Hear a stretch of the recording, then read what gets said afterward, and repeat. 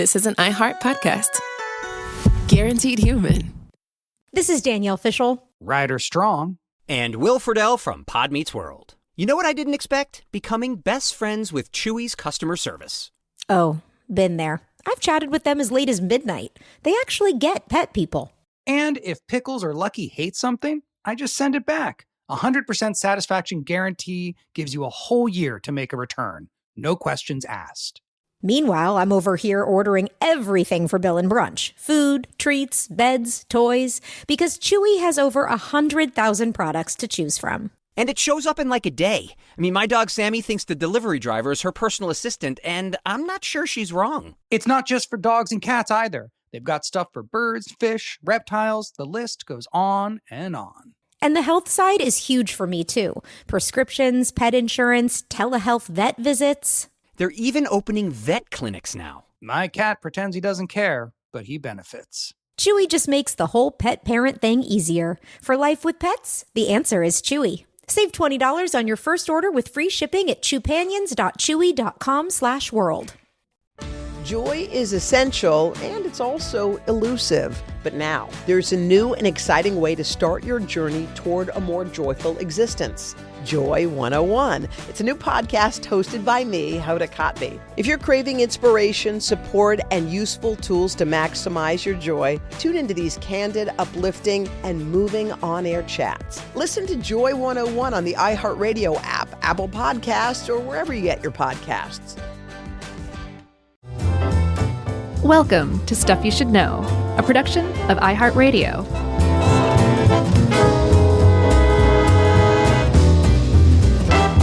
Hey, and welcome to the podcast. I'm Josh, and there's Chuck, and Jerry's here too, and this is an old school Stuff You Should Know episode. Yeah. Old school? Mm-hmm. It's just like a robust, jam-packed, overlooked, unsung item episode, and those are often really good. Yeah. I bet we got a mechanical engineering suite in there somewhere.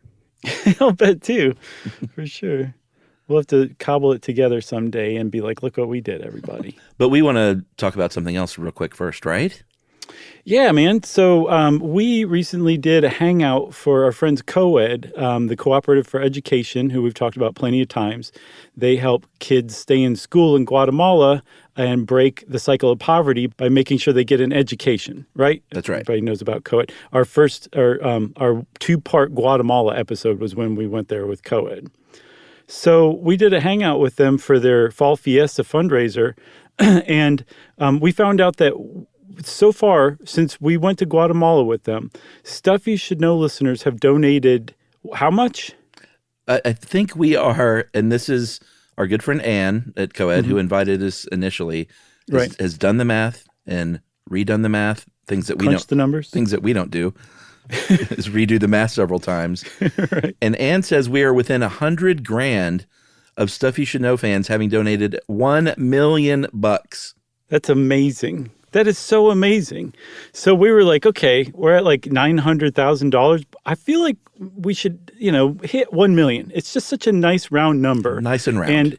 And COED will do so many good things with that extra $100,000.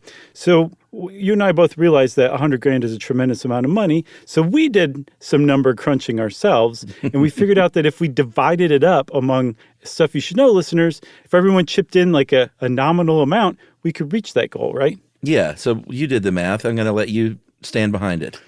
Oh, man. I was hoping you'd stand in front of the first one's squad. Easy. So if 20,000 Stuff You Should Know listeners, and we're told there are that many out there, each chip in $5, we'll reach that goal. Mm-hmm. No problem. Yeah. 10,000 Stuff You Should Know listeners chip in $10,000 or $10 each? That's right. And then I believe if 8,695 listeners contribute $11.50, we will hit that goal as well. Right. So you get the point. It doesn't take much when you have a lot of great people banded together. Mm-hmm. This is the holiday time. I know that, that's a money crunching time, but if you could throw $5 their way and we could all work our way towards that million before the end of the year, that would really be a big, big, huge deal. It would be really cool. And believe us, we'll both be chipping in as well. Absolutely. So it's not like we're asking you to do something we wouldn't do. And we're going to make Jerry chip in too. Yeah, that's right. And I'm going to chip in more than $5. Oh, yeah? I'm going to chip in that $11.50. No, we're going to do that thing where when you split the tab at a restaurant, we try and see what the other person tipped. So Right. one of us doesn't look cheap. That's right. So they actually set up a specific URL for us, right? That's right. It is cooperative for FOR education.org/SYSK. Very, very easy. Yep. And you just go on. The donation process is quick and painless, and you will be helping kids break the cycle of poverty in Guatemala and feel really good about things. That's right. I want to make sure that our contributions count as Stuff You Should Know Army. Well, yeah, I would hope Ann would make sure of that. I mean, we're part of the Army still, even though we're, what are we, commandants or something? I guess. That's a pretty European way to put it. Sure. I always pictured ourselves on a ship. We're admirals. I like colonel. You could be admiral. I'm going to be colonel. Well, if you're a colonel, I'm just going to be a private. No, come on. Anyway, and count our donations if you can do that, because we're part of the Army. And I think anyone, including us, who goes to cooperativeforeducation.org/SYSK, their donation will automatically be counted toward the total. For sure. Okay, so go forth, everybody. It's Thanksgiving time. The holiday season is starting to kick off. Good cheer and good vibes and glad tidings are starting to fill all of our hearts, and hopefully that will culminate in us each donating $5. That's right. Okay. Shall we talk typewriters? Yeah, let's. I think that went really well, Chuck. I think it went well, too.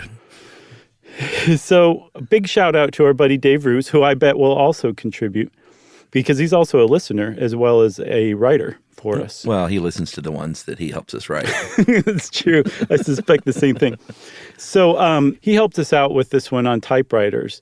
And it's one of those things, like I said, it's kind of one of those overlooked and unsung items that really had like a lot of effect on the world. So much so that I feel like scholarship into the impact that typewriters had on society kind of ends with, ushering feminism into the workplace, or at the very least, women into the workplace. We'll talk a lot about that later, but I think it had even more effects, Chuck. Like if you stop and think about it, would we have the computer today if we hadn't invented the typewriter in the middle of the 19th century? Or if we did, what would it look like if we hadn't had the typewriter first? Because it allowed for a lot more smoothness in the business office, it allowed for systematic management, I think. So is it responsible for the creation of the paperwork we're all drowning in at all times? I have questions about this, and no one's answered them yet. So I'm just going to throw those questions out and just let them kind of gel over the whole episode. Would we have all the great works of literature that we have since the invention of the typewriter? People were certainly writing before the typewriter. Mm-hmm. As long as there was a feather and some ink around, sure, they would use the old quill. But the typewriter certainly sort of opened things up, not the very least things like self-publishing and getting your own creative ideas out to the world in an easier fashion. So I think creatively the typewriter was a game changer. That's an excellent point, too. Mark Twain, right? He was and this may be the fact of the show. Mm-hmm. His book in 1882, Life on the Mississippi, was the very first typewritten manuscript ever submitted, as far as anyone knows. Yeah. And apparently he hand wrote it and then had his assistant or secretary transcribe it into a typewriter. Yeah, I mean, that's kind of how things went for a while. Type this up. Exactly. Yeah. But the one thing about typewriting, too, I think some of those early writers were like, well, wait a minute, does that mean we're just supposed to dictate our books? And I don't know how I feel about that. Right. And then they finally figured out, we can actually do the typing ourselves. And I think that's when it really kind of opened up for literature, like you were saying. Right. But that also went the other way later with memoirs, with people like Keith Richards would say, you mean I can just say things out loud and it'll be a book? Right. Those 17 pages that are just the letter L. 1,700 more like. His autobiography is very long and great. Okay. So one of the other things about the typewriter, too, is it wasn't around for that long. For as much of an effect as it did have on society, it was invented in 1868. the first thing that we recognize as a modern typewriter. And then by the 80s, it was certainly on its way out. Yeah. And it died really quickly. Because 120 years or so? Yeah. And because the technology that we invented took off really quickly. But again, it was all based on the typewriter. There were improvements to the typewriter that eventually led to the PC. That's right. And I have a deep, deep love of mechanical machines.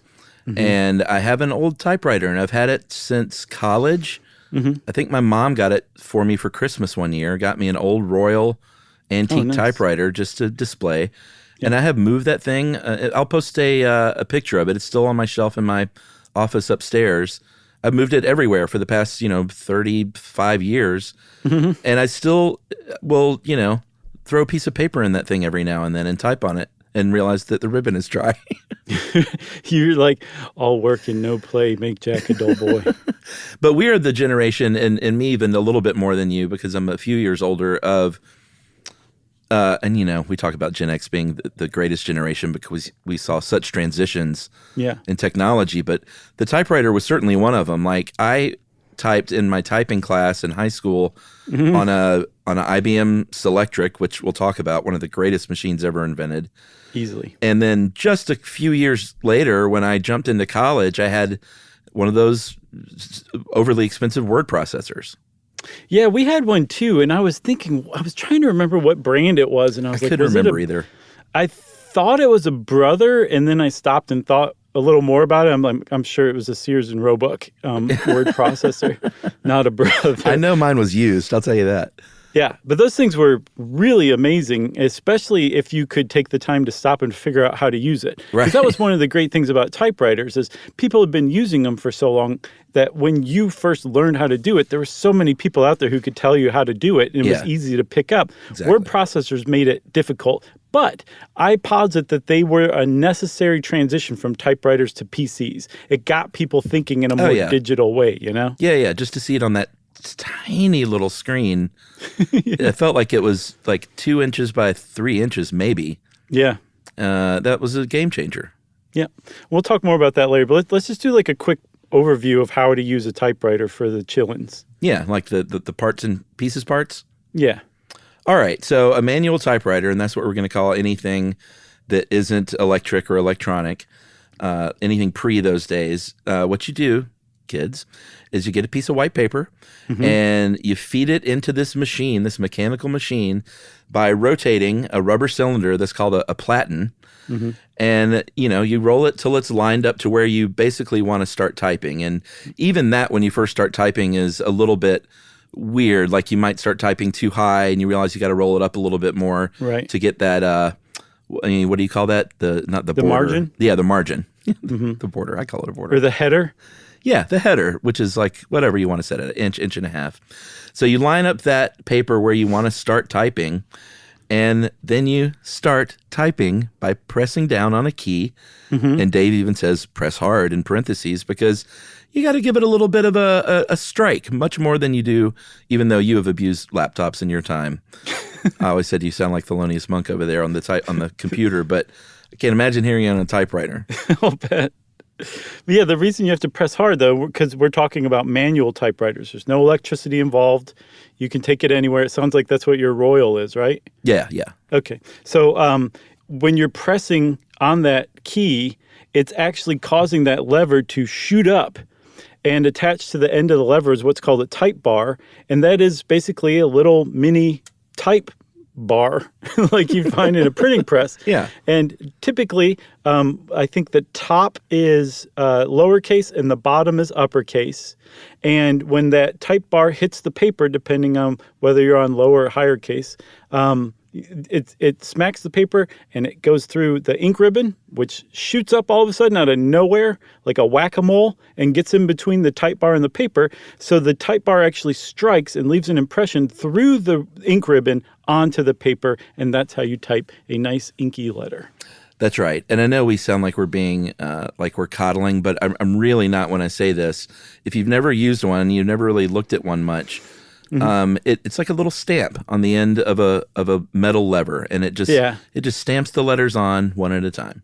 Right. So I mean that's pretty much it. The only thing is, and this is like a really ingenious part of the typewriter from way back, when you type a letter, the carriage, which is the whole assembly that holds the platen, it moves to the left one space so that you're now about to type your next letter to the right of the last letter that you just typed. That's right. So that you're not typing your entire manuscript in one single space. Right. It seems really easy to overlook, but it's a really important part. And then eventually you get to an end, the end of the carriage. Mm-hmm. It reaches all the way to the left. It almost seems so wildly out of proportion that the typewriter will surely tip over at any second. Right. And then the little bell goes ding, yeah, and you hit a lever and the thing slides back to the right, fast as Bob's your uncle, and then you start typing the next line because it raised up one space or two spaces depending on whether you're typing single space or double space. That's right. And you think, is there a small troll in there that is hitting a bell? No, it's all mechanical. It's wonderful. That carriage return, and you have your margin set so it knows when to ding. Mm-hmm. And it's just a wonder of mechanical engineering. I love a typewriter. There's a lot of, like, if you only just sort of see the outside and you're looking at the type bar, that in it of itself is kind of cool. But when you open that thing up and really look at the mechanics behind it, it's just awesome. I love typewriters. Yeah, it is very cool. And also one of the other things that's neat about it, when you look over the typewriter, you see that all of the type bars, all of the alphabet and the numbers are looking back up at you. Yes, right. In like a semicircle. Uh-huh. And so they just shoot up from their spot. Hey, depending on what letter you're typing. But they always hit that same part, which is exactly where the carriage wants them to hit on the platen. So that's a typewriter. And I say, Chuck, that we take a break and then come back and talk about some of the history behind it. Let's do it.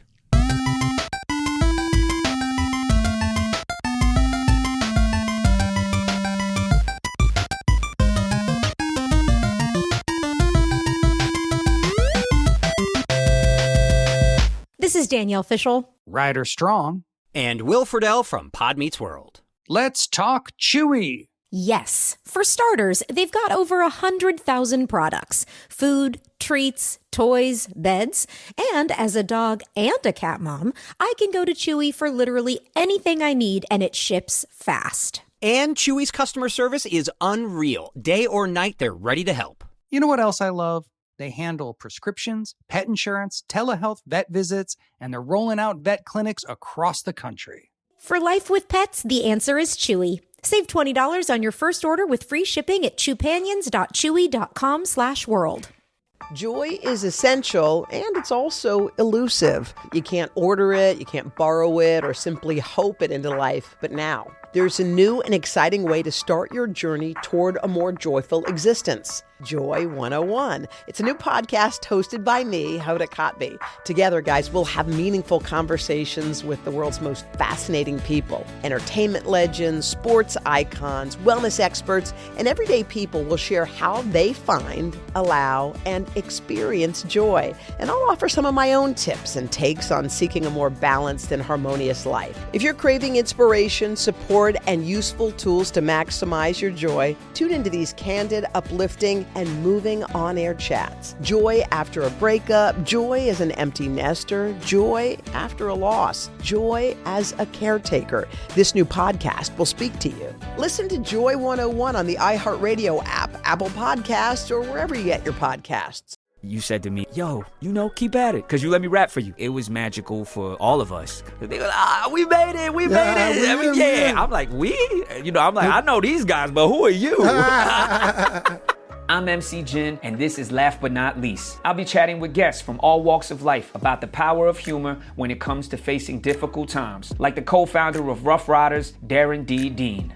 Talking about as a kid. Do you remember that we met even way before that? Let me think. Did you walk up to the gate? That was me, D. That was you? That was me. The day we found out that you and the whole crew was at Hit Factory, the mission was to get me to go to the gate, start freestyling, and see if I could get in the studio. I'm rapping, and then suddenly I hear a voice. Hey, open the gate. Let him in. The gate slowly went gunk, gunk, gunk, gunk, gunk, gunk. They all there watching this, and they watch me walk into there, and that is a moment that I will remember for the rest of my life. Listen to Laugh But Not Least with MC Jin on the iHeartRadio app, Apple Podcasts, or wherever you get your podcasts. June is Black Music Month, and on the Drink Champs podcast, we're speaking with the hottest names in the culture, like Sway Lee. Do you realize how legendary you are? I appreciate that. I be seeing it, but I'm like, man, I still got like so much more to do. Like Prince, he dropped like 30 albums. We dropped like 5 right now. Like, that's the rate we gotta be going. Yeah, that's a good attitude. You'll also hear stories from industry legends and hip-hop pioneers like Fab Five Freddy. I directed one of Nas's early videos. Which one? One Love. Wow. Yes. I literally filmed in his apartment in Queensbridge. Wow. His mom's was still up in that apartment. Nas was just beginning to take off. His pops used to live near me in Harlem. His dad introduced him to a whole lot of, conscious stuff, and he made a young prodigy. No matter the era, Drink Champs brings you the biggest names and the most unfiltered conversations. Listen to Drink Champs from the Black Effect Podcast Network on the iHeartRadio app, Apple Podcasts, or wherever you get your podcasts.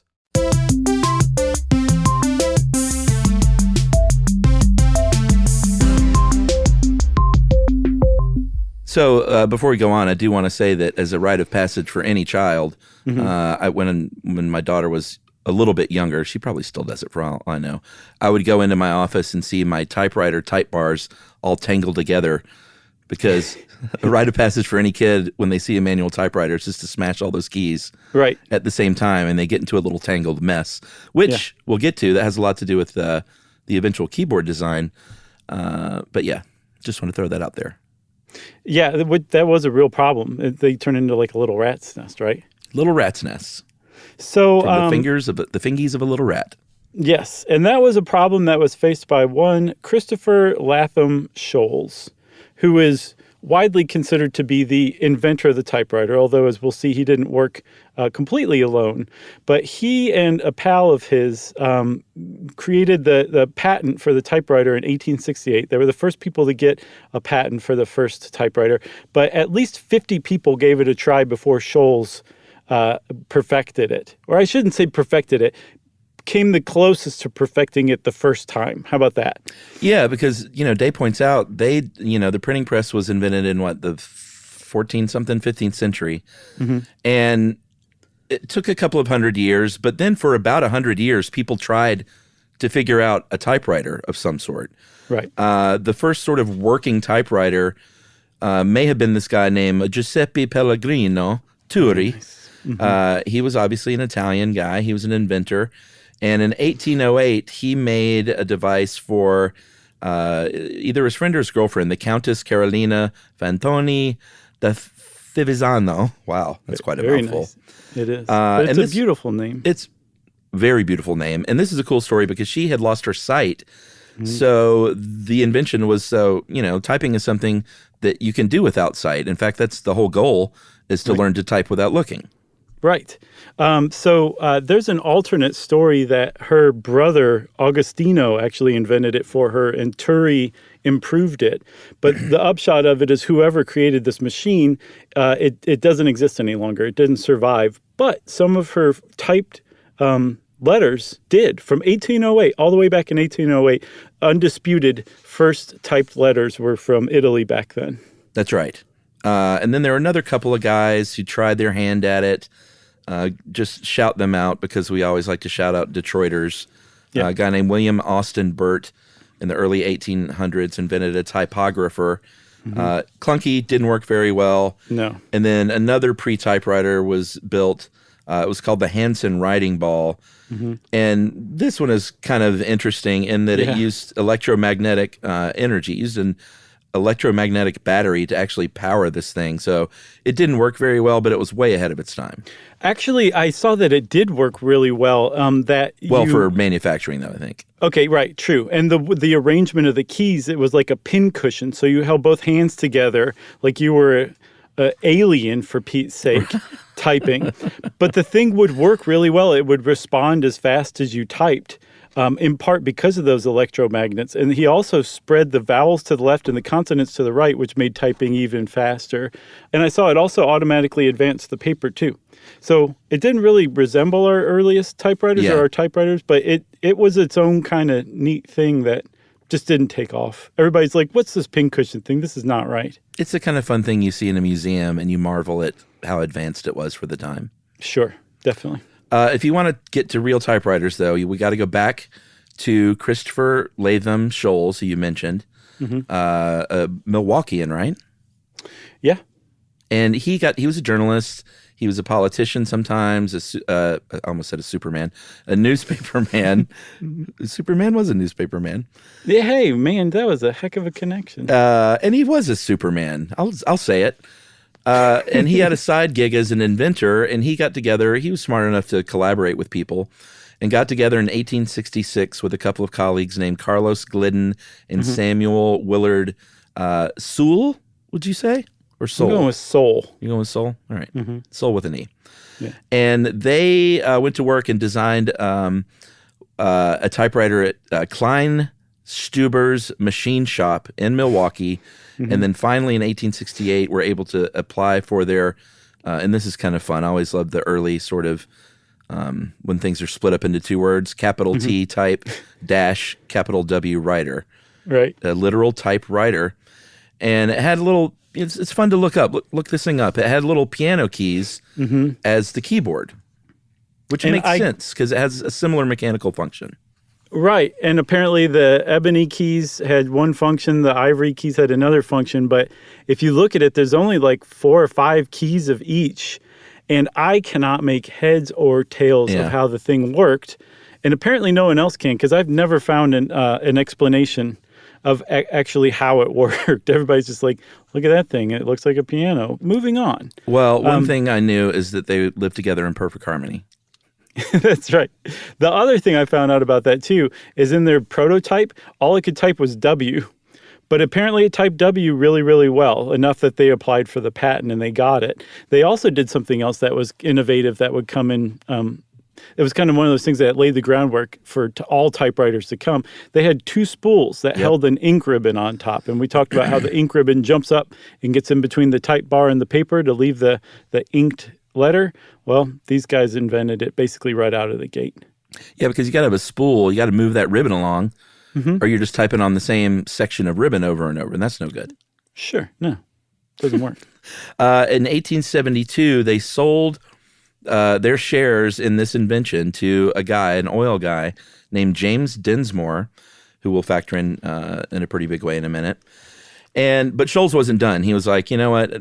We sold this thing, but I'm going to keep working. And later that same year, like that's how like dedicated he was to figuring this thing out. Yeah. He teamed with another inventor named Matthias Schwalbach and made an improved typewriter within the same year that he sold the patent, which is pretty, I don't know if that's shifty or just super smart. I saw that it was Glidden and Soul that sold their shares, and that Scholes may have kept his. So he might have been that fully, makes sense. Fully vested not shady. Or invested. Yeah. Yeah. So Schwalbach and Scholes, the thing that they came up with, there's no better way to describe what it looked like than Dave put it, which is a medieval pasta maker. Yeah. It's really weird and ungainly and just disproportionate, like real top heavy. But it worked pretty well. But again, it was just one of those things that Scholes was, he just kept improving and improving and improving. And then you said Densmore really kind of comes in a big way in a minute. And here he comes. Because after the Civil War, the Remington Company, which had built or manufactured tons of guns for the Civil War, found that their gun market had suddenly dried up and they were looking for new markets to get into. And Densmore said, I got one for you. That's right. They also made sewing machines, which will become evident here in a minute. But in 1873, Densmore pitched them and said, this typewriter thing is pretty awesome. And Remington, like you said, was looking to make something, literally. And they said, give me 1,000. And I guess that was just the initial order, and it really took off. They manufactured them where they manufactured their sewing machines in upstate New York. Right. And what it was known as was the Scholes and Glidden typewriter. That's how it was branded. And it's you can look this one up too. It's a very pretty sort of Victorian era looking machine. It's actually decorative. They have flowers painted on the case. It's cool. It looks like an old-timey sewing machine because apparently Remington's design team were one-trick ponies. It even had like a foot pedal too for the return. That. Yeah. Like when the thing dinged, you didn't press the lever with your hand; you hit it with the foot pedal, and the carriage returned back to the right. I like that. Yeah. So they were like, okay, we're getting closer. This is starting to kind of come around. And I think that Scholes and Glidden typewriter was the first one that Mark Twain had, if I'm not mistaken. I think so, yeah. But Scholes invented something else. Like, this guy is just the inventor that keeps on giving as far as typewriters are concerned. In 1878, he invented the shift key. And if you were like me and never realized why the shift key was called the shift key, then prepare to be amazed because there's an actual reason for it. That's right. When you hit the shift, well, we should say that initial Scholes and Glidden was all caps. Right. Yeah, that's a good point. That was a problem. Everyone, I think actually Twain handed in his manuscript on the Remington 2, which we're talking about now. Mm-hmm. But if he had handed in the Scholes and Glidden, they would have said, why is this guy shouting at everyone all the time? It's like life on the Mississippi. He should be a little more laid back. Life on the Mississippi. So the shift key is something that literally shifted everything up. The whole carriage shifted up. And like you said earlier, there's the lowercase letter and the uppercase letter just right on top of each other. Mm-hmm. And that's all it took. It was a mechanical solution again that lifted it up where the appropriate case of letter would hit that ribbon. And that's why they call it the shift. And they still call it that, which is hysterical. It is, because you're not shifting anything on a computer, but you did physically shift the carriage up. And then whatever letter was on top, I think the lowercase, which is still the case. If you press shift, it goes to uppercase, right? Yes. Well, that finds its source back in the 1870s. And the lowercase letter at the top of the typewriter would be too high up to hit the letter or the paper now. I just think that's amazing. Yeah, it's interesting because we do have a caps lock on a computer keyboard. I wonder why they didn't change shift to caps. They used to call it shift lock. That's true. And also it does more. I forgot that it also does more beyond capitalizing, does percentage and ampersand and all the number secondary functions. But so does shift. So caps lock makes even less sense. It should be shift lock. It should be shift lock. Yeah, somebody really screwed up along the way. No, wait, does caps lock doesn't do that for the numbers, does it? I'm going to find out right now. I believe it does, man. I'm pretty sure. I've literally never tried that. I know. I don't think I have either. Let's try. This is good. I'm demonstrating now. We're caps live. lock engaged. I'm going to type a 3, which is a pound sign. No, it's a 3. So cap lock works. We just did a live demo on air. I love that there's probably about half the people that were on the edge of their seat and half the people are going, these guys have had the show for how long? And they're this dumb? Yeah. Gen X is the best generation, huh? Let's talk about QWERTY, our old friend QWERTY. Is that how you say it? Or do you say QWERTY? QWERTY. I think I say both, actually, because they both sound right. Somewhere in the middle. Yeah. Well, QWERTY, as everyone knows, is the style of keyboard, the arrangement of the letters on most Western typewriters that you'll see. As you'll see and may be surprised, there are a lot of other different arrangements, but the QWERTY is the one that stuck, and it is named after those first 6 letters on the top row of the typewriter. Yep, starting from the left, right? That's right. And I should have said English language. Well, not just English language, any Latin alphabet. So the ABCs, those are considered the Latin alphabet. Yeah. And so, like, if you go to, I don't know, Italy, Sure. you can find QWERTY keyboards there too, right? But there's a legend, I guess, with QWERTY. A lot of people say that, and it was Scholes who came up with the QWERTY keyboard. Yet another amazing milestone that this man delivered to humanity. Okay, not an amazing milestone, but something that's still around today and is mildly interesting to talk about, at least. Boy, really cut his knees out on that one, didn't you? So, there's a legend that he created the QWERTY keyboard because people were typing too fast. So because he originally had it alphabetized. And that's true. He originally had the keyboard alphabetized, I think, starting from the top left, maybe, I'm not sure. But apparently some researchers at Kyoto University in Japan did some analysis on this legend and were like, we think this is a myth. Apparently, Scholes is the kind of guy who would have been like, oh, people are typing too fast and my typewriter's jamming up. He wouldn't have tried to slow the typist down. He would have tried to have improved the typewriter. Right. But more to the point, they think actually it was Morse code operators whose input led to the QWERTY keyboard from Shoals. Because if you're transcribing Morse code, QWERTY layout makes a lot of sense. Oh, really? Mm-hmm. Do you know how? I don't. I'm just taking it on faith from the Kyoto researchers that that's the case. Yeah, well, again, he made an improvement, and he found that they were more likely to jam with the more frequently used letters next to each other. So he did some thinking about it and decided that if I space these things out, the most common 2-letter combinations, then in theory we should be getting fewer jams. Sure, it'll happen every now and then, but at least we can reduce the number of jams. And that was it. But that's not the only alternative, right? What, the other kind of keyboard? Well, no, there are quite a few other alternatives to the QWERTY. Right, the layout of it, right? Yeah. Okay. And by the way, what you just said was the legend, from what I understand.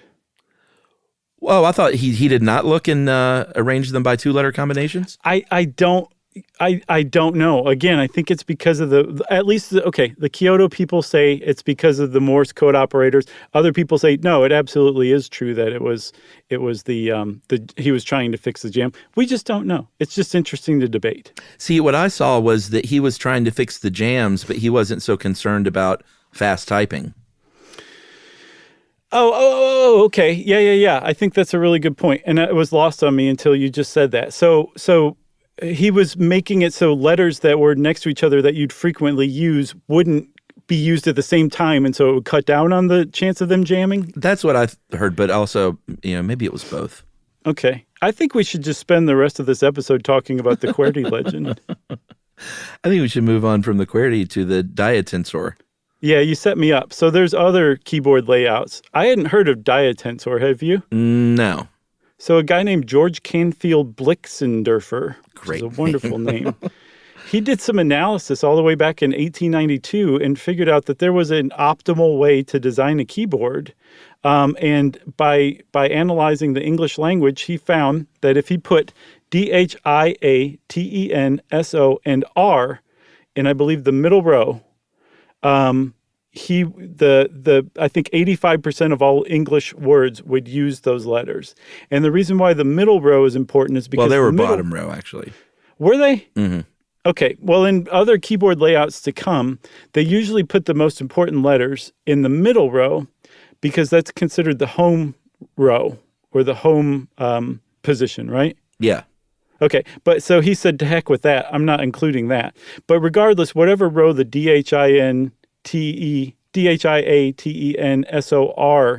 was in, bottom row, I guess, 85% of all English words would use those letters. So you would be able to type most words without even leaving the bottom row, which would let you type way fast. Yeah, I guess he just had a different idea of where home was because he went bottom up. The diatensor was on the bottom, then the middle row had 13% of all English words use those letters, and then at the top row only 2%. So right, he really went all in on the bottom end. He did. And then there's another one called the Dvorak simplified keyboard, and apparently this one's still popular. It was created in the 30s. Yeah, I think this one, if I'm not mistaken, and I didn't do much digging, but I think the Dvorak is the one that really has a lot of very passionate proponents still. Mm-hmm. And like you can get Dvorak keyboards, right? Yeah, I think it's a setting or an app you can download for your phone or your computer. And that's interesting. I don't know if you could order it. Maybe from like Alienware. I could see them creating those. I don't even know what that is. It's like a gamer system computer. Oh, okay. But the Dvorak is the one that it really has like a lot of people still out there saying QWERTY stinks and the Dvorak is what we should have done. Dr. August Dvorak was the inventor, like you said, in I think it was 1936 specifically, but also did a lot of studying of the English language. And also apparently this had a lot to do with fatigue for your fingies. Right. Because he put, I think, the consonants, the most used consonants on the right side and the vowels on the left. And you were able to type many more words staying in that home position. And again, I think home position is typically the middle of the middle row with the absolute middle two keys not touched, but the other the other 8 keys are touched by your fingers, and then both of your thumbs are on the space bar. That's right. Now, like, I think, Chuck, we should explain this. Like, people are just left to pick up typing on their own today because it's so ubiquitous. Yeah. There were classes in high school. You referenced earlier taking one. I got out of it. I really didn't want to take typing. But they would teach you typing. They would take an hour out of the day to go to typing class, and you would learn to type, right?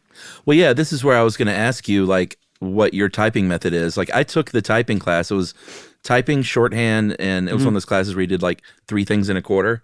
Yeah. It was typing, shorthand, or speed writing, which I've talked about in another episode. Right. I guess the shorthand episode.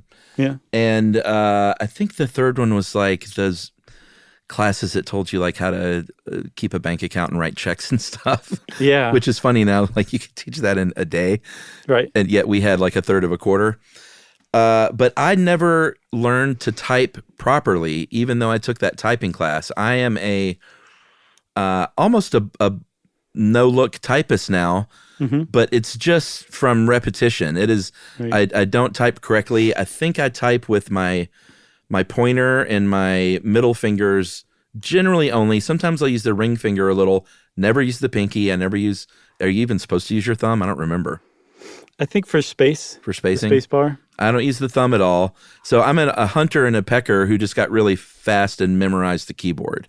So you still generally hunt and peck, but really fast? Well, hunting and pecking looks like you're seeking it. Like I've memorized the keyboard. Right. But what I mean to say is I don't type properly. Like in typing class, they would say like, your pinky hits the P or whatever. Right. And I was just like, I gotcha. My pinky isn't that... my pinky is a bad fingy. It doesn't do what I tell it to right. all the time. My pinky is my worst guitar finger, so it's like... Oh, yeah? Yeah, it's just I don't have a lot of dexterity with my pinky. Okay. I don't know if that's a lame duck. Personal issue or what. I never really thought of it. I never trained my pinky to do much. I've never really given that much thought to how I type either, but I started out as a hunter pecker, and then now I'm a full typist, but I'm totally self-taught. Never had a lesson. But do you type properly according to like the classroom instruction? I don't know. Let me see. Oh, here we go. No, I think I start. Do you use your pinky? Kind of. I don't know where I start. I've got to pay attention to this. I've never stopped and thought about where I put it, but I think I generally start in the home position. I think I do. That feels natural. Okay. So, but yeah, it is kind of neat to be able to boast to be like a self-taught typist, because people out there did learn in class. I was talking to Yumi about it, and she's like, "Are you guys going to talk about the computer games that taught you typing?" What? Did not play those. So there's one I looked up that was really popular called Type Master, where you were a UFO and there was like space invaders coming at you, and each one had a word associated with it. So you'd type the word really fast before that alien got to you, and it'd blow it up. That's very stressful for me to think about. It is. Yeah, it would make typing stressful for sure. I was a dumb little boy. I was like, "Where's the laser?" Right. So they started typing, I think, all the way back in the 1870s. They started teaching people typing. I think the YWCA of New York was one of the first groups to teach typing, and it just kept going on from there, because typewriters were not an intuitive machine.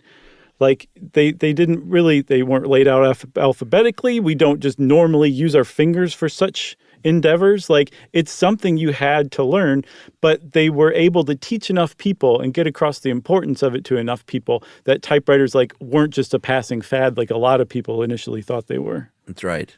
Very cool. And it, as we'll see after the break, it changed the workforce. But before we break real quick, we do want to point out there are a lot of other keyboards in the world. There are language-specific keyboards. French keyboards say AZERTY in that home top row. I think Germans say, instead of QWERTY, Querz with a Z. Right. And there are Braille keyboards. There are cool Japanese typewriters. Man, those are complicated. Yeah, no kidding. Have you ever typed on one? No, I can't figure it out. Like I read descriptions on how to use them. I'm like, I don't understand this at all, because they're in kanji, the Japanese characters. There's thousands of characters. Yeah, pretty amazing. Have you ever used one? Oh, no. Okay, yeah, they look pretty neat. Should we take that break?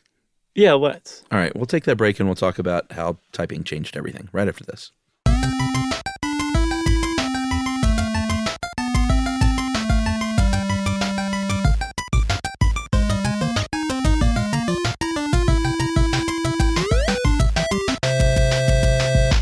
is Danielle Fishel. Ryder Strong.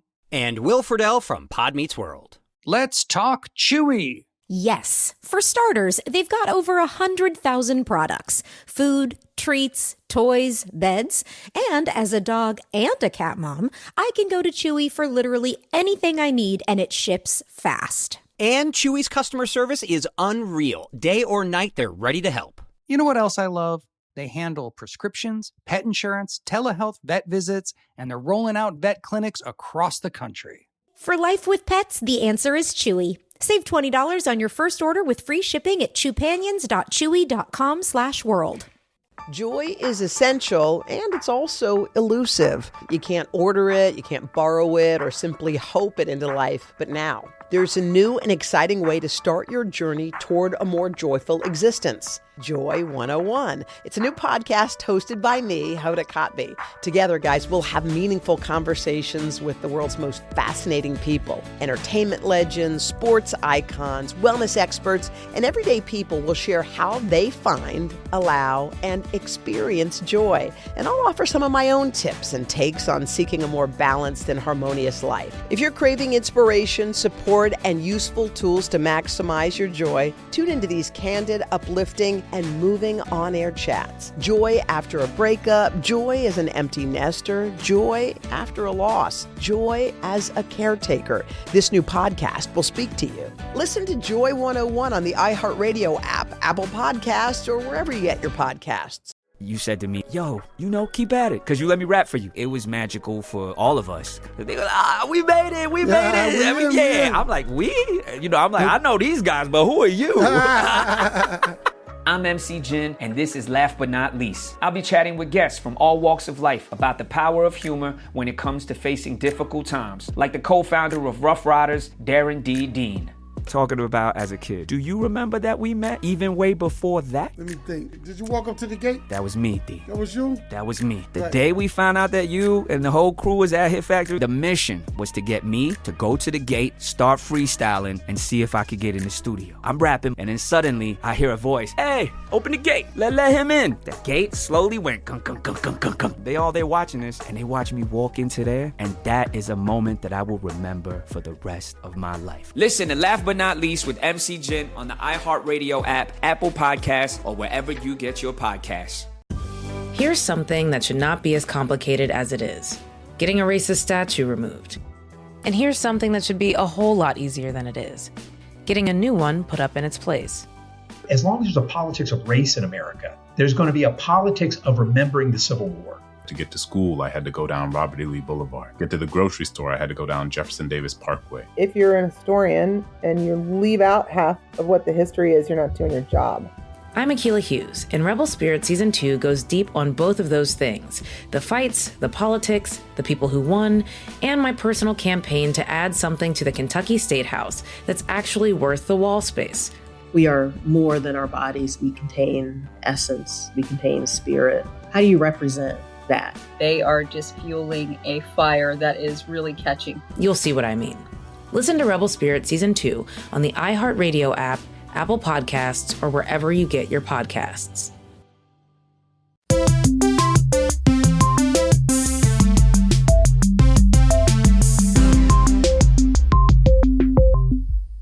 Okay, so the Remington number 2 that I think you mentioned was Mark Twain's second typewriter. Mm-hmm. That was the first one to really blow up. It came out in 1878, and it was the typewriter for a very long time, for at least a decade. But one of the things about the Remington number 2 and all the other typewriters at the time was you couldn't see what you were typing while you were typing because the type bars were striking the paper from underneath. So you couldn't watch yourself type at all. You just had to hope for the best. That's right. They were called upstrike or understrike or blind typewriters. And you had to lift that carriage up that was on a hinge to see what you had done, to see if you had made a mistake or not, or whether or not that's what you wanted to say. And along comes the Underwood. I wanted an Underwood. I got a Royal. That's fine. My mom did a great job, but I kind of wanted an Underwood because that's the classic old mechanical typewriter in my mind. Yeah, they're cool looking. That was the first front stroke visible typewriter to hit the market, invented by Franz Xavier Wagner or Wagner, I'm not sure. And John T. Underwood, you're just like, why is it called the Underwood? He was an office supply magnate, and he bought that patent and said, I'm going to call it the Underwood, as if I invented it. Right. And it was that was kind of it. That was a big game changer, and everything moving forward was front facing. Yeah, it set the design standards until the IBM Selectric came out in 1961, basically, 70 or 65 years later, I guess. Mm-hmm. And the Underwood was different because you could see what you were typing. The type bar struck the platen in front of you rather than from underneath. There was one shift key. The keyboard was in 4 rows. The numbers and the symbols were at the very top row. Basically, everything you kind of think about as a keyboard today was that Underwood that came out way back in 1890. That's right. Yeah. We talked about the workforce changing. And this is one of those things where we'll just tell it how it happened. It was a time when women did not work in the office world. They weren't a part of that workforce. Mm-hmm. And from the very beginning, the typewriter, there was a book in the 1888 called Manual of the Typewriter, where its author John Harrison talks about it being especially like fit for feminine fingers. Mm-hmm. It's like they seem to be made for women. There's not a lot of hard labor involved, and a lot of women play piano, and it's a similar skill as that. Right. And in 1870, this is a stat that's really revealing. 2.5 of the clerical workforce were women in 1870. And in 1930, thanks to the typewriter, that rose to 52.5%. Man. And plus also the clerical workforce itself grew because of the typewriter. Because before that, you had like Bartleby the Scrivener types where they were copying by hand, like legal documents and stuff like that. There just wasn't as much paperwork because it was so much more time-consuming and difficult. But Sholes, the typewriter hero of the century, or millennia, really, if you think about it, he was very proud of his invention because he saw that it was an entrance for women into the workplace. They came out of the home, and it's incorrect to say that the typewriter is what got women in the workplace. Actually, it was a civil war in the federal government hiring women for clerical positions, but it gave women a completely different type of life and salary and much more, I don't want to say equal footing, but it got a foot in the door into the office world thanks to the typewriter, because I saw it described as secretarial work was associated with typewriters and women were associated with secretaries, and it just took off from there. Right. And again, we're not saying that, and before you know it, there were CEOs. There is still so much work to be done on that front, but just getting inside the room is a big, big deal. And that got more and more women inside the room. They were kept apart for a little while, late 19th and early 20th century. They didn't think men and women could work in the same rooms as one another.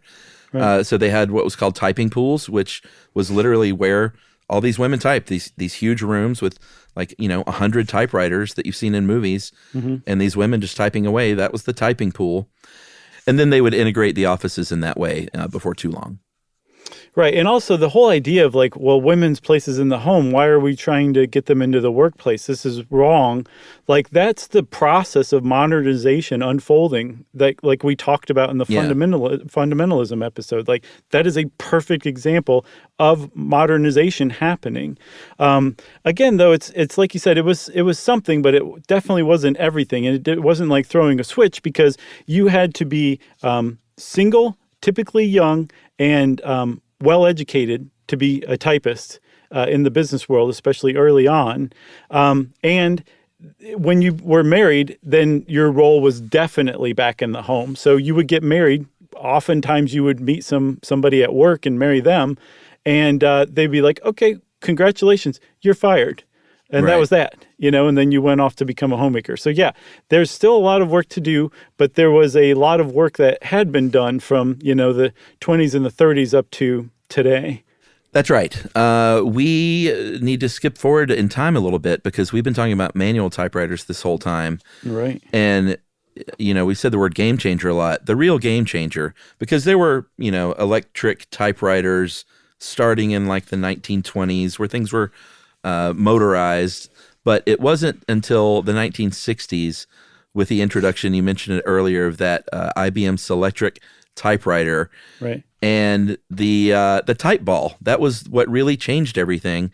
If you look at an old electric typewriter, I mean, this is what we learned on in high school. Like that was the sort of the go-to before the word processor. Mm-hmm. And Dave described it, and it's pretty appropriate. It's about the size of a golf ball, but it's embossed with all the letters all the way around it. And there is this, you need to check out this video on YouTube of how the Selectric actually works. It's an amazing marvel of engineering. There are actual cables that spin super, super fast, I think 0.7 of a second, to get the right character into place to meet with that ribbon. Or I guess it wasn't even a ribbon at that point, was it? Or was it just automated? No, I think the ribbon does come up still, but it's the ball, the spin and the tilt. Yeah. It's just got really impressive yaw control. Yeah, and you didn't have to wind the ribbon anymore. I think that was the deal. It was just all electrified. Right. Okay. Motorized. And also that video you referenced, you can look up Engineer Guy on YouTube and IBM Selectric, and he does a really great job of explaining it and how it uses a series of levers called a wiffle tree. But basically, your mechanical input from your finger triggered a series of motors that would make this thing happen, again, in like 0.7 of a second. It was cool. Really impressive. It's still impressive to see. Oh, absolutely. And that changed everything, because before, when you were typing on a manual typewriter, you had to press really hard. And if that's all you were doing for 8 hours a day, your hands started to hurt, probably by midday Tuesday, I'm guessing.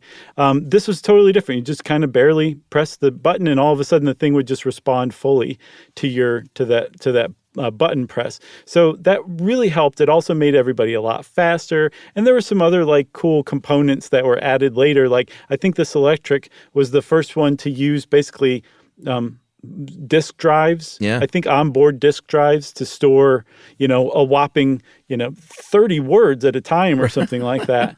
But that was huge because it meant you could type a letter once, and then you could recall the letter and print it again. You could edit it. You could do all sorts of neat things. So that made the Selectric also the first word processor. Right. And these are electric. There's a difference. There are also electronic typewriters that came along, and that was sort of the next evolution in the game. And they use circuit boards, silicone chips and everything to control those motors and memories. Right. Because the electric was, while powered by electricity, was still a very sort of mechanical machine in the insides, right, in the guts. And the electronic typewriters came around in 1978, and I guess that's what I was using in high school, actually. But they were still electronic. Yeah, but they were still IBMs. I don't know. I could see public schools still having the old typewriters by the time you were in school. I don't think so. From the 60s? Well, maybe.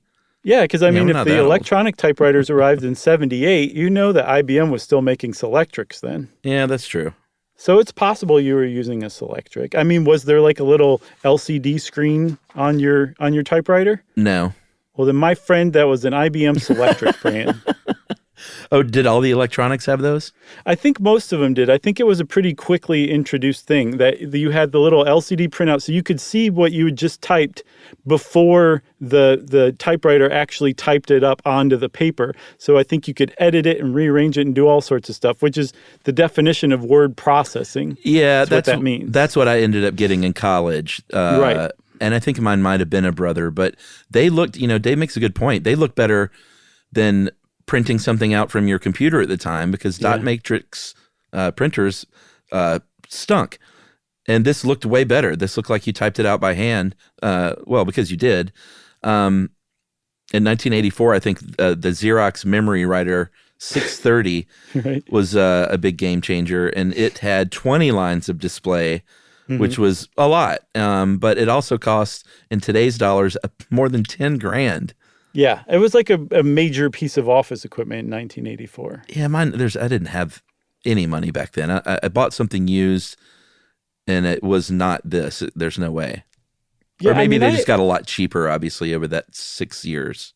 I remember having one at home, and it must have been 88, 89, something like that. So, yeah, I think it came down in price really quickly, because my parents weren't shelling out $10,000 for a word processor, I can tell you that. No way. No So way. Dave dug up this New York Times article from 1984 that was great. really prescient. It was Yeah. cool. It was a really wonky article about the state of the typewriter and word processor market. But there's parts of it where they were saying, like, analysts say that by the end of the 80s, you won't be able to distinguish a typewriter from a word processor from a personal computer, which are these newfangled things coming online. And that the secretaries of the future will sit down at one machine that will be able to do all these functions, and what they're doing will just depend on what software they choose to be working on. Yeah. And in 1984, they're like, hey, here's the PC of the future. They nailed it. I love it. They actually put it in quotes. A secretary of the future will sit at the keyboard of a piece of, quote, hardware with its function to be determined by the choice of software, analysts say. Yep. That's And pretty analysts, they had it, for sure. You got anything else about the typewriter? I got nothing else. I got nothing else about the typewriter either, which means, everybody, if you want to know about typewriters, go look them up. And you can buy them for a lot of money depending on the type. Yeah. Get it? Mm-hmm. That was an unintentional pun, as always. And since I said unintentional pun, that means it's time for listener mail. I'm going to call this, we're going to come up with this guy's personalized plate. Hey guys, love the recent episode on license plates. At the beginning of the ep, one of you mentioned that you thought the topic was kind of boring, but I really loved it. I also love license plates. I'm particularly fond of personalized license plates and recently tried to get one for myself for the first time. Despite the talk of First Amendment rights, there are some rules in my state about what you can and can't have. For instance, nothing vulgar, of course, which we talked about. The plate I applied for spelled out fartin, F-A-R-T-N. I know it's childish, but I think that it's funny and the right amount of vulgar. He's got that right. However, the state of Utah disagreed, no surprise there, and thought it was too vulgar because I was denied. Now that my first choice has been denied, I need some ideas. So help me out. This is Matt. So I thought on the fly maybe we could think of something that's just the right amount of vulgar. What about tootin'? Tootin's pretty good. Or I mean, is it all gas-centered? Well, I mean, this guy clearly Fart-centric? likes that kind of thing. All right, let's go a different direction. So tootin' is our replacement for fartin'. How about that? Okay, tootin's a replacement for fartin'. What about cruisin', C-R-U-Z-N? That'd be pretty boss. Yeah, not vulgar. No. How about, I don't know if I could say this. You got to. On our family-friendly show. How about B-A-L-Z-O-U-T? Right. Yeah? Sure. That might be the right amount of vulgar. But that's not a good look these days either. I don't know. It's I'm like not those quite guys sure. that have testicles hanging from their truck. Do they still do that? Oh, sure. Drive out in the country in Georgia. Man. Testicles all over the place. What about to the metal, but MDL? We just need to figure out how to shorten the. As in he has the pedal to the metal? Oh. Well, you could do the number 2. Or MTL, not MDL. Number 2, T-H-E-M-T-L, to the metal. That's the most amazing way. Well, no, that's what I was saying. We've got to shorten. We need to shorten the to the metal. Like with the, how do you shorten T-H-E? Well, in speed writing, you would make a downstroke like an L and then a line to the right. Can you get that on a license plate? I don't think so. How about to the D-A-M-T-L? I think we've landed on it. That's pretty good. Oh, and also real quick, I lost the email. I don't know how we missed this, but somebody sent in an email saying, just go check out the license plate for the Northern Territories, Canada. Yeah. It is a metal plate that is bear-shaped. Yeah, it's really neat looking. I want to get one for the camp wall. I'm trying to buy one on eBay as we speak. Not like right this second, but giddy up, man. I've been looking around. Who was that letter from? I don't know. Well, this was Matt, but I don't know who sent in the Northern Territories one. But Matt's the guy that we just helped out. Yeah, he's to the metal.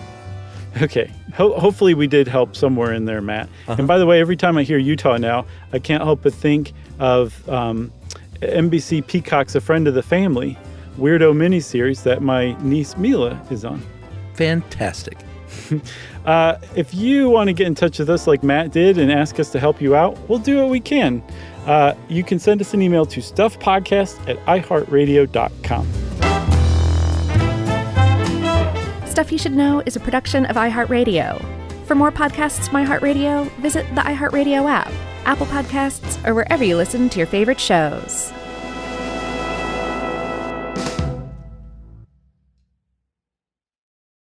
This is Danielle Fishel. Ryder Strong. And Will Friedle from Pod Meets World. You know what I didn't expect? Becoming best friends with Chewy's customer service.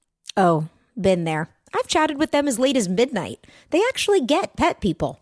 And if Pickles or Lucky hate something, I just send it back. 100% satisfaction guarantee gives you a whole year to make a return. No questions asked. Meanwhile, I'm over here ordering everything for Bill and Brunch. Food, treats, beds, toys. Because Chewy has over 100,000 products to choose from. And it shows up in like a day. I mean, my dog Sammy thinks the delivery driver is her personal assistant, and I'm not sure she's wrong. It's not just for dogs and cats either. They've got stuff for birds, fish, reptiles. The list goes on and on. And the health side is huge for me, too. Prescriptions, pet insurance, telehealth vet visits. They're even opening vet clinics now. My cat pretends he doesn't care, but he benefits. Chewy just makes the whole pet parent thing easier. For life with pets, the answer is Chewy. Save $20 on your first order with free shipping at chewpanions.chewy.com/world. Joy is essential and it's also elusive. But now there's a new and exciting way to start your journey toward a more joyful existence. Joy 101. It's a new podcast hosted by me, Hoda Kotb. If you're craving inspiration, support, and useful tools to maximize your joy, tune into these candid, uplifting, and moving on-air chats. Listen to Joy 101 on the iHeartRadio app, Apple Podcasts, or wherever you get your podcasts. This is an iHeart podcast. Guaranteed human.